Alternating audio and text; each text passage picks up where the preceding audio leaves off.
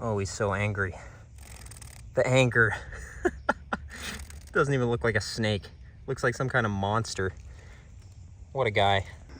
Good morning, everybody, from the swamp. It is a gloomy November day, and weirdly enough, there's a little bit of greenery coming up out there. I don't know what that's about, but it is going into winter, and we have some really nice weather kind of here at the end of fall. Way better than a lot of the weather we had in October, that's for sure. So I'm gonna walk around today in the swamp and hopefully see some late season snakes. It's that time of year where cottonmouths should be heading to where they're spending the winter if they're not there already. So we're gonna try to track down some cottonmouth dens. So for those who haven't assumed this or figured this out already, I do have a number of places that I come in Metro Atlanta to look for cottonmouths. And several of those places I know exactly where they're spending the winter, but this is a place that I only really come to in the summer. I haven't spent much time out here in the winter months, so that's one of the goals for today, is to kind of hone in on where the cottonmouths at this particular spot are spending the winter, so hopefully we can see them during the winter months on nice days. So this right here is exactly the kind of place I would expect a cottonmouth to be spending the winter. We've got a number of natural options like this dead pine stump, couple of fallen pine trees here, and then a man-made rock pile. So I'm gonna poke around here a little bit, and if I don't see one, we might go into the swamp a little bit and see if they're still in the swamp. And sure enough, right here we have a cottonmouth. And there was another cottonmouth over there. So the first spot we really come to today is a confirmed cottonmouth den. I might see if I can flip that rock and find that other one, but look at this. Just as expected, sitting right here in this rock pile. So cool. So I'm assuming that this means that they're not going to be hanging out down by the creek. We might still go look just in case, but 2 cottonmouths. This one looks like he's got a little bit of a gunked up eye. The other one looked pretty healthy though, and there might be more that I haven't spotted yet. We're going to see. But took about 10 minutes today to find a new cottonmouth den. And there's the 3rd cottonmouth in this one little area. This is really funny. This culvert pipe here, which is echoing ridiculously, is just a cottonmouth den. We found 3 right here, 2 of which are sitting here right now, and I still need to completely scan this rock pile and make sure there's no more, but 2 very healthy looking cottonmouths. This one's got a bad eye, but that's pretty normal. And then this guy is nice and fiery, but quick start to the day. It's drizzling. You can see these guys are wet. We've got a little bit of a misery mist going on right now. This time of year, it almost seems like vipers like basking in this stuff because they don't like being wet before going into hibernation, so they come out to try to dry off, which the sun is going to come out today, and eventually these guys will be able to dry off. So I'm just going to get some quick pics and we'll leave them to it. We do want to be able to see these snakes throughout the winter. It's still not really been cold at all yet, which is why I'm not as concerned about bothering these guys. They're back to their brumation site. They're probably going to spend the whole winter in this rock pile. And we still have not had any really cold weather yet. So really nice start to the day with 3 cottonmouths hanging out at a new den, which is just like a culvert pipe here in Metro Atlanta with some rocks around it. So, all right, dudes, I'll leave you guys to it. We'll go see what we can find in regards to potentially more new dens in this area. I mean, this is a pretty big area that I haven't explored this time of year, so there's really no telling what we could get into. So I'll leave these 2 to it. Do one more scan of this nice rock pile I was looking at, see if there's any more, and then we'll move on. All right. Peace out, dudes. So cool. So we had the 2 over there. Look at this one. This is another new one. So this is the fourth cottonmouth at the spot. I think the other one went underground, but this one is way prettier than the others. So many cottonmouths right here. That's number 3. Number 2 went in a hole right there. But look at this guy. This one is beautiful. Super, super colorful. What a morning we're having already. I'm glad we came out here. I almost went and looked for something much harder, but this time of year, I'm just grateful to be seeing snakes, and this is definitely the right choice to come out to a place like this with lots of snakes. He's going back into the den, which is this rock pile. I don't even know where this snake came from because I was I kind of scanned this area, so he must have been up in the woods, and then when he heard me, started crawling back towards the den. But 4 cottons already at our first rock pile, at our first spot, which is a new den that I've never been to before. I didn't even know it was a den until we started seeing the snakes, but... All right, big dude. That's definitely the biggest one at this spot. He's also got a bad eye. Like I said, pretty common to see in cottonmouths, especially in the winter. Beautiful snake, though. It seems like they're all kind of crawling down to this area to go back into the den, so I'm assuming that that's where the best underground access is. So cool, though. I mean, my day is made, and this is our first 10 minutes. Look, he's got a nice hole right there. So sick. All right, we'll leave these guys alone, see if there's any more.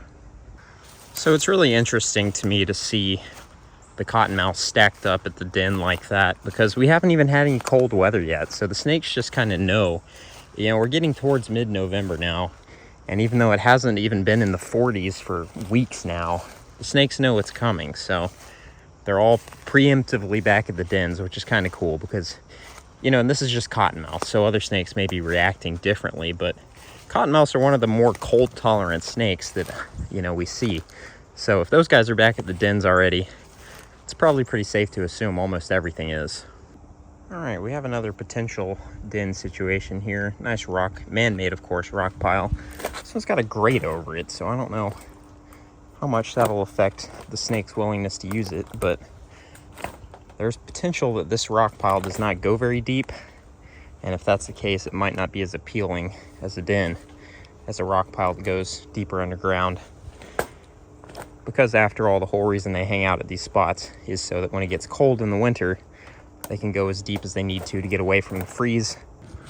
All right, so that second spot did not appear to be a suitable den site. Either that or there just wasn't anything hanging out there today, because you never know. It's not a guarantee that when you find a spot that's good for snakes to use as an overwintering site that they're necessarily going to agree. And then it's also true that you might not end up there on the day that they're all out. So I do think that that spot has potential. Just didn't seem that good today. And it definitely seems like some of those rocks are potentially newer, and they might have just not started using them yet. We are going to be checking a number of spots today that I know are naturally occurring dens, like this tip-up tree here. This is not a known spot, but it looks like as good a place as any for a cottonmouth to overwinter. It's kind of on the edge of the swamp. But I do not see anybody hanging out right now. The weird thing about this area is we don't really see much besides cottonmouths. The bycatch game is kind of weak. It's been a weird year for these. I haven't seen as many Joros as I usually do. And it seems like a lot of the ones I'm seeing right now are very small. It might be because it's late in the season, but very beautiful, but unfortunately invasive spider that has kind of taken over Atlanta.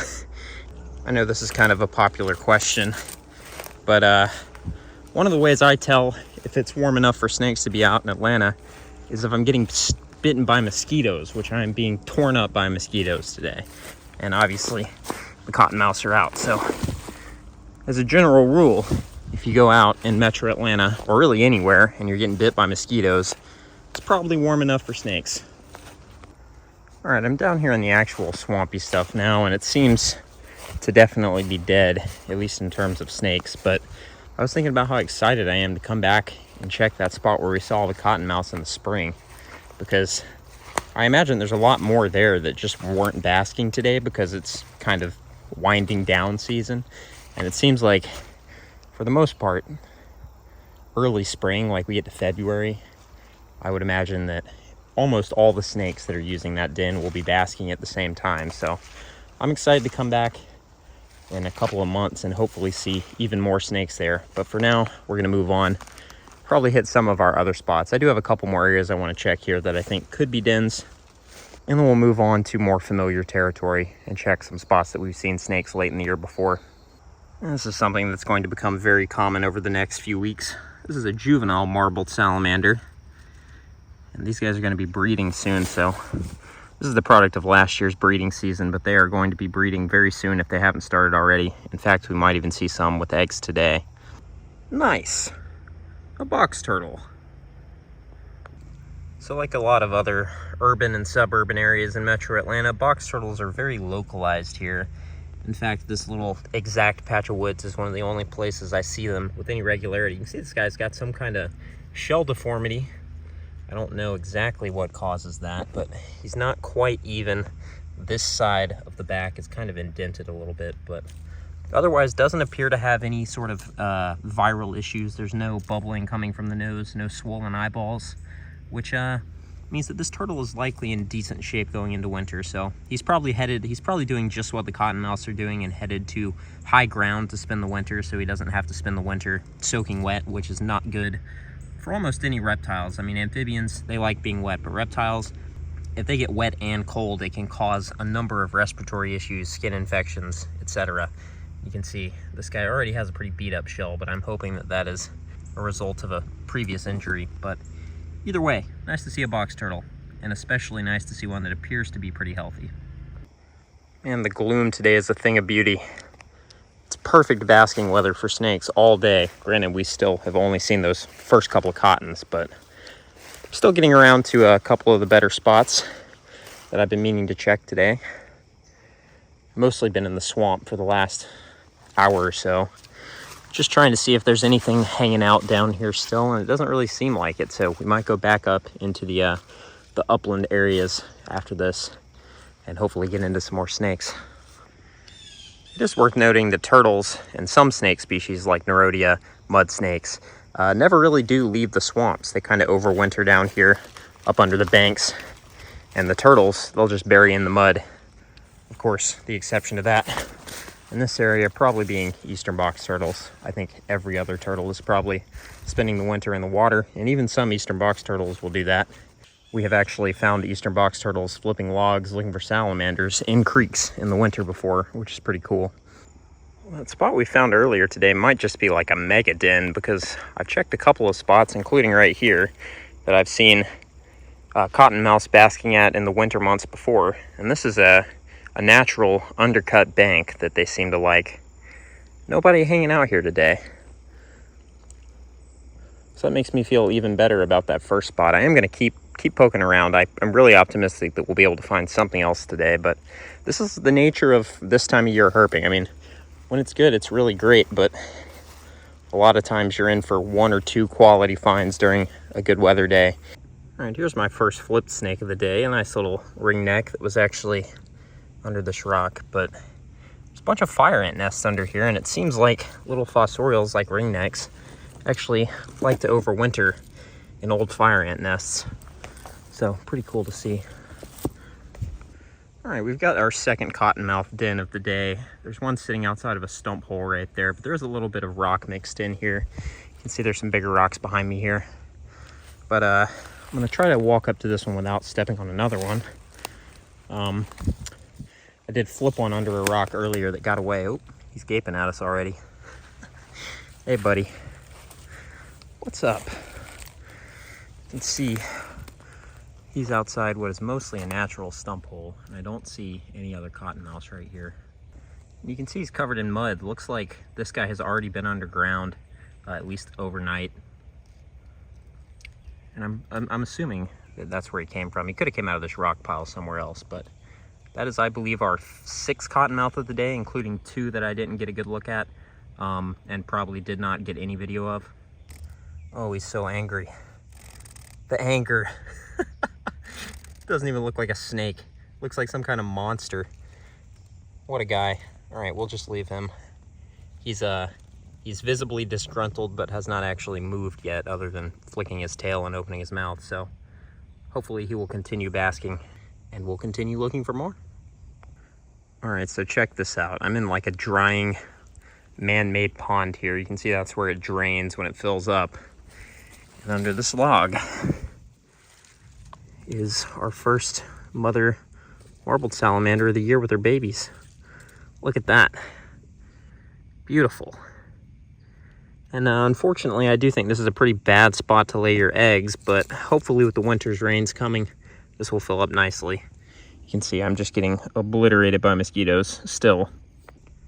All right, even though it is going into winter and we are gonna have a lot of rain hopefully soon, always make sure to pack the leaf seal back in on logs like this so that they don't lose more moisture than they have to, especially since there's eggs under there. All right, marbled log is over there, and right here, I just flipped a ringneck under a log in the same basin of what would be an ephemeral wetland. So kind of a weird place for this snake to be hanging out as we start moving into winter. But ringnecks like to eat salamanders, so there's a good chance he's in here trying to get a meal or two before it really starts getting cold. All right, everybody, well, I'm probably about to call it a day. As you can see, it's just increasingly gloomy, and it's about 3 o'clock, and this time of year it gets dark at 5, so. But the main reason I'm calling it early is I have to edit so that we can get out tomorrow, because the weather is gonna be even better tomorrow, and I wanna have all day. So I'm gonna be responsible, go home, crank out tomorrow's video, and spend tomorrow in the field. So with that being said, it was a pretty good day. I was happy with the new Cottonmouth den first thing this morning, and a couple of decent finds since then in more familiar areas. So, but I am probably gonna wrap this episode up here. Thank you guys so much for watching. It's finally getting to that part of November where we kind of have something to look forward to. We're past the awkward transition between fall and winter, and I'm optimistic that we'll have some very snaky days ahead. So, but anyways, thank you guys so much for watching, and I will see you all next time, where hopefully we'll be getting into some pretty serious winter snake action here in Georgia. So I'll see you guys then.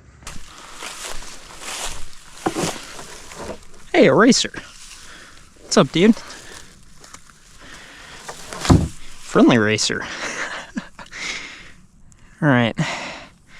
That's a big, healthy dude to see in November. So I'm assuming he's going underground somewhere right here. We'll just get a quick voucher shot and let him go. Might be the only snake flipped here at the house. This might be the last yard attempt of 2024. May let it rest in December to prepare for spring. Very nice.